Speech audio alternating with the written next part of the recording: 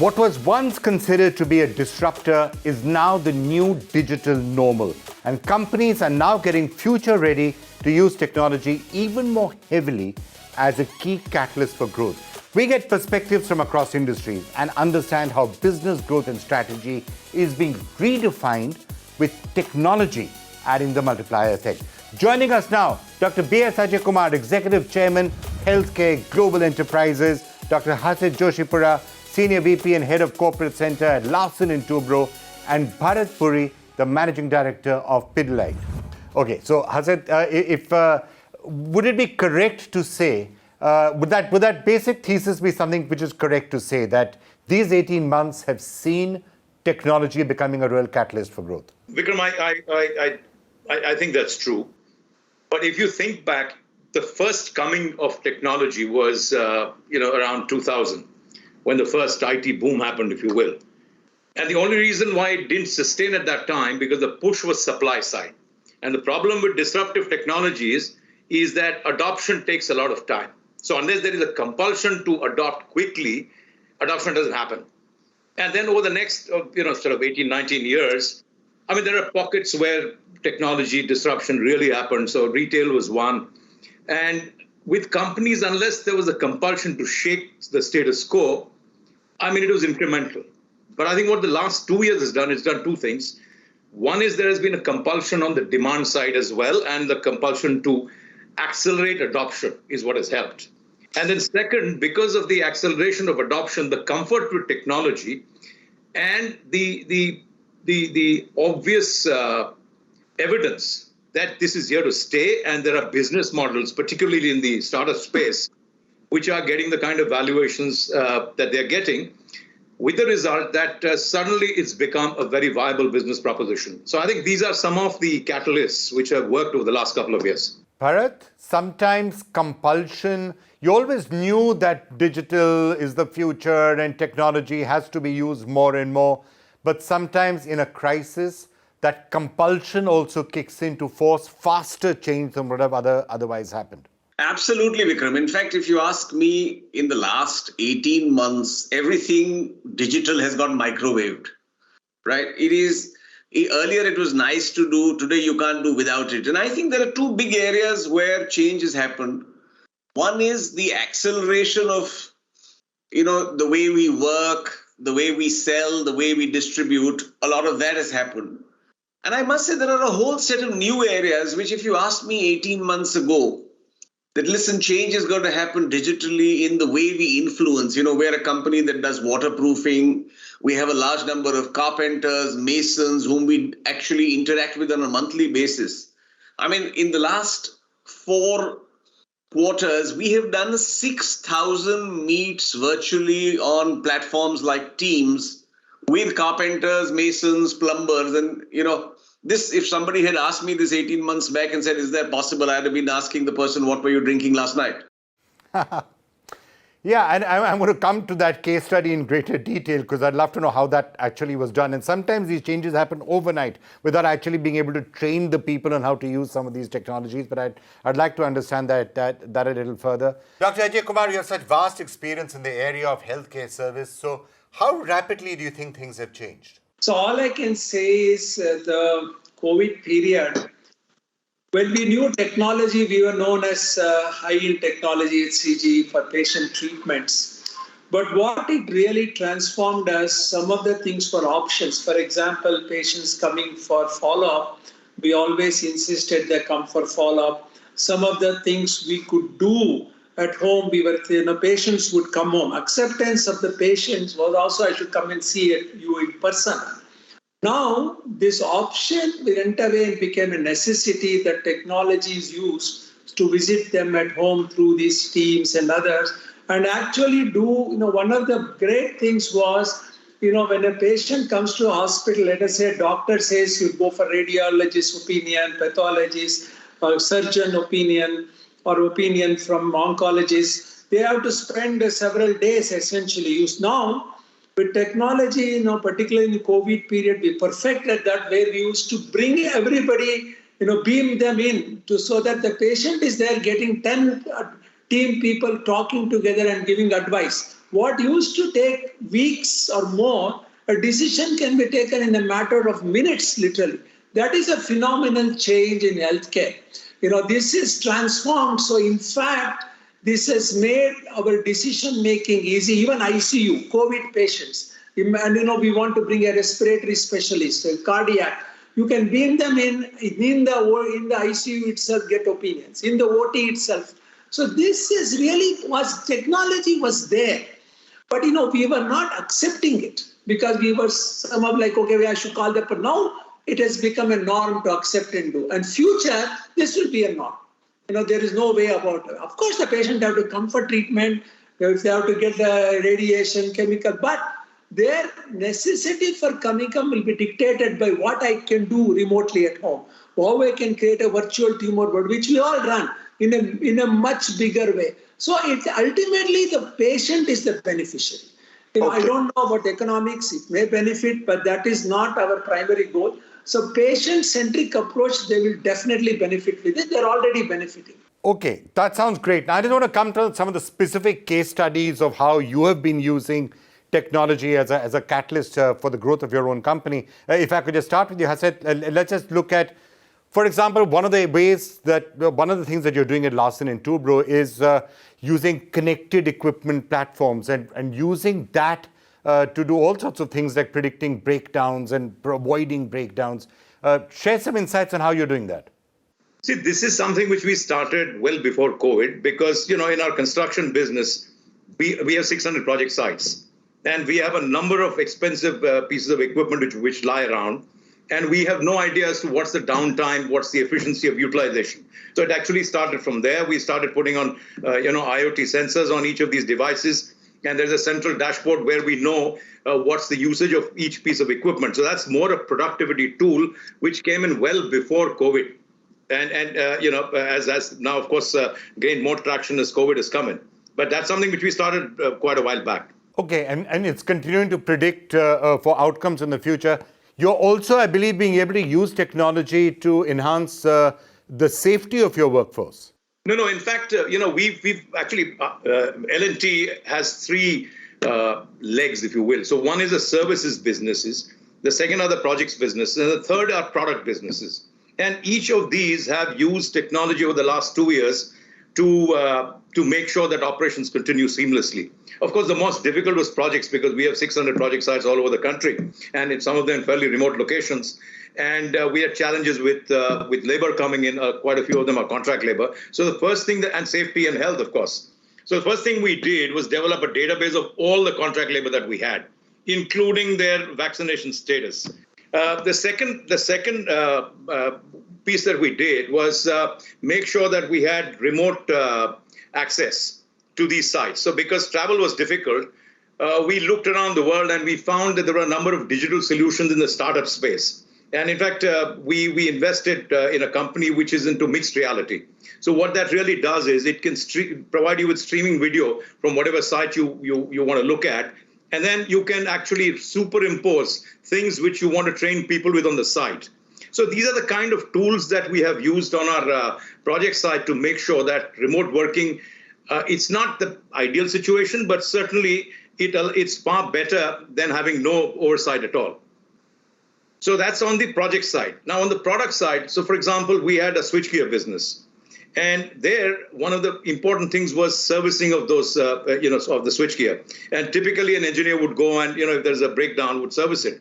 Now, again, here you can use a mixed reality solution where if it's not a higher order breakdown, somebody at the site from the company or from that organization can actually be trained to fault trace and fix it themselves.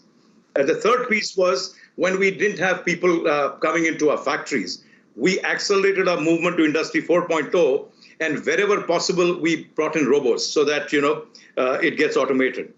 And of course, on the safety side, we did a lot of work in terms of doing VR, AR kind of films, which each of our workforce could actually see and make sure that they were having safe practices. Right, that's some really, really interesting use of technology out there in a lot of processes. But Bharat, if I could turn to you next. Now, you have a very large employee and distributor network. So how have you been using technology for whether it's for collaboration or efficiency or engagement with them? See, if you look at it, Vikram, the way we sell and distribute, the way we market and influence, and the way we work, all three have changed dramatically. A lot of it, we were fortunately, we were already at least technology friendly and adept. It's all got accelerated at a rapid pace. Now, start with a simple thing. Every morning, I have about over 1,000 Pidilite salesmen who go out into the country. Currently, all of them are geotagged. All of them have a tablet. They all have a predefined route plan. So sitting here, I can tell you at 3:30 in Delhi, in Greater Kailash, whether the guy is supposed to visit or not, or in Sonipat or in, Trichurapalli, as case may be. He also has the use of, we also use gamification and analytics where depending on the dealer, he actually gets a suggested order that he should be looking at. He should be looking at a range. He doesn't need to go to the distributors anymore. All our distributors are networked. They operate with separate norms. None of our salesmen take orders from distributors. It's on an automatic replenishment. Today on site visits, for example, take our waterproofing business. We've just gone through the monsoon. People mostly during and after the monsoon suddenly discover large amounts of leakage in the homes because in a lot of the country, the construction practices are still fairly dated. Now, earlier, the poor guy would have to go. He would have to spend a lot of time traveling. We've now developed a whole system where we ask the guy, do you have a smartphone? Okay, do this. And then actually a much better equipped technical team actually does the whole diagnosis and recommendation. So we're doing 5 times the number of site visits we did physically, actually virtually. Dealers, smaller places, we've got a Genie app. Today, I have close to 300,000 dealers regularly actually now placing orders versus the app. They don't need to go to any salesperson or distributor. Automatically, we will map it and make sure he gets the material. Now, this is just one aspect. Then I go, as I talked about my famous masons, plumbers, and carpenters, dealing with them. My Fevicol Champions Club app now has a few lakh people on an active basis using it every month. If you'd asked me the same thing 3 years back, we would have said, yes, it'll take a large number of years before any of this happens. So therefore, whether it is now introduction of new products, whether it is resolving any technical issues, it's all being done virtually. And I can go on. Then, of course, e-commerce, where we're now selling in a month what we sold in a year before COVID, all of it via e-commerce. So I think it is a rapidly changing world and technology is enabling it wonderfully. And you are using real-time data for a lot of this, including real-time data to enhance sales. Absolutely. On a daily basis. We actually are also looking at analytics now where we change the person's route plan, etc., based on what's been happening and therefore where we feel, what our analytics show, this is what he should be doing. Okay, that's really interesting. If I could come to you, Dr. Ajay Kumar, now again, what's been happening the last few months is that because, even in critical areas like oncology, you've had people therefore somewhat struggling to be able to come to hospitals, get out of their homes, they're somewhat care. How have you been able to use technology to continue to provide care to people like that? Yeah, like I briefly mentioned, one of the things we've been able to do is, as we know, most of the patients have smartphones or similar things. So we've been able to connect to them on video conferencing, if not at least on audio, to look at the patient profile and integrate the lab, X-ray, everything, the radiology, so that we can at least give the advice. And whenever they need to come, of course, they had to come, which they were permitted to come.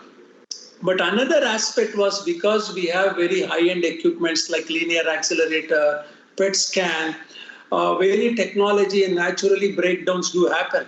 One of the things which we were able to do collaborating with organizations like Siemens and GE is to remotely correct it. Like in the past, people used to have to fly from Germany or US when we don't have enough expertise here. Now, these 2 years are really near perfected, so they don't have to visit anymore.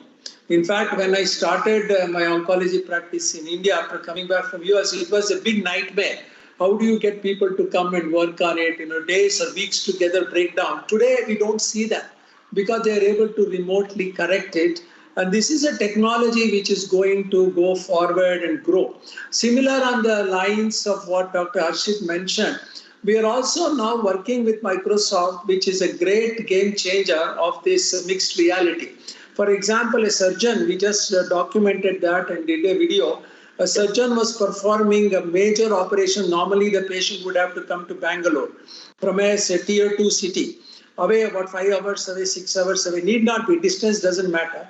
Our expert surgeon in Bangalore, his avatar was there in this town, where he helped the doctor to remove a major tumor which is attached to the carotid blood vessels. Normally, in a smaller town, they don't do that. So here he was standing and actually marking remotely from Bangalore and telling how it was a very successful surgery. So this is where I think we are going to see the future. The other area is, with Siemens, we collaborated to work on this RISPAC. What that means is if you take an X-ray, MRI, genomic study, history, we are able to integrate all that by click of a button. Now, when a patient is there on the video, like you are all there, I click a button and I get the entire thing in a matter of seconds, integrated in one. So I can show the X-ray to the film, history, go over, and then a pathology, and then the team is there to take a decision. And this is simply phenomenal. This we thought will not happen in our lifetime. So today it is happening. Whether it is accelerated by the COVID or not, certainly it has provided an impetus for that. The last thing is about the AI and data. Now AI has taken a prominence. We are able to do AI and collect data for our patients. So, technology goes hand in hand. When something grows, others also start growing, as a parallelly. So we are seeing growth of AI so that we can predictive analysis. Today, we were able to predict if I see 2 patients, one has responded to treatment, one has not. What is the possible reason it has not responded? What can I do? What is the genomic story? So in the matter of minutes, I can go deep into it and study it. So this is another change. So everything is going to only improve. What I say as prediction of cancer, the survival of cancer. So one of the things I discussed in my boardroom is HCG is a patient service. Tomorrow, as we go forward, we are moving towards becoming a technology company, digital health, everything. So in future, as a fast forward HCG, it is going to be a technology company more than everything. Yeah. We don't really measure by footfalls. We are going to measure by what I can do for each patient, how deep I can go, how I can make this patient live longer. In the past, it was all how many patients came to my clinic, how many patients came to my office. That will go away. It will be how I can do right thing for this patient, how I can do it. So this will be, as we write the history, this period will be looked upon possibly as a game changer. Harshit, you've used a lot of new and disruptive technology over the past 1 year. What really stands out for you? Something that's helped you and the organization as a multiplier of growth? I think what this period has done specifically for L&T is that one is, of course, we've looked for digital solutions to make our businesses more productive. So what we've actually set up an innovation fund whose job is to go out and look at startup businesses and look for technologies which help digitalize our business, whether it's construction, heavy engineering, hydrocarbon, any of these. The second is in terms of new business opportunities which have been thrown up because of this period. And we've got 2 B2B platforms. We've got 2 platforms which are currently in various stages of development. One we just launched, which is our EduTech platform, which is, as they say, born in cloud, entirely online. And the second one is a B2B marketplace. And the third, we are looking at data center and analytics. So essentially, I think as we go forward, most companies will see a transformation in their portfolio from more conventional businesses to more digitalized businesses. That's really the way we see it. Bharat, same question for you. What was a technology solution or a digital idea that really worked as a boost for your business? See, what we actually did, Vikram, which worked well for us, obviously, while we're doing the usual work on all of the other projects, what we actually did with our internal employees is we actually ran a whole program called Art of the Possible. Art of the Possible, very simply, was, listen, you have a good idea where digital can help transform your business, transform your area of working, or transform the company. Come back, and we actually gave all of them mentors from the startup space.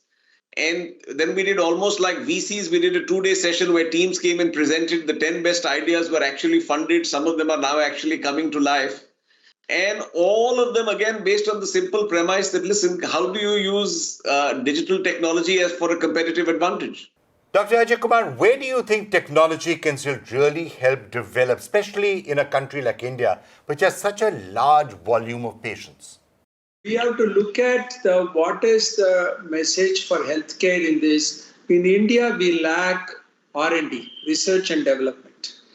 And I think technology can be used to leapfrog where we can collect and proper curated data, which we have been lacking.